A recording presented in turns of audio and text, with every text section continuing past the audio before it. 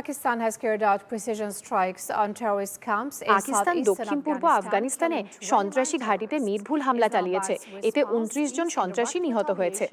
ইসলামাবাদের এই প্রতিক্রিয়া সরাসরি করাচি রেঞ্জার্স ক্যাম্পে প্রাণঘাতী সন্ত্রাসী হামলার প্রতিশোধ, যেখানে ৩ জন সৈন্য নিহত হয়েছিল। পাকিস্তানের তথ্যমন্ত্রী আতাউল্লাহ তারার রবিবার রাতে নিশ্চিত করেছেন যে নিরাপত্তা বাহিনী বাজাউর জেলায় পাকিস্তান আফগানিস্তান সীমান্তের কাছে গোয়েন্দা তথ্যের ভিত্তিতে স্থল অভিযান চালিয়ে উচ্চ মূল্যের ভারতীয় প্রক্সি গ্রুপ জামাতুল আহরারের কমান্ডারকে হত্যা করেছে।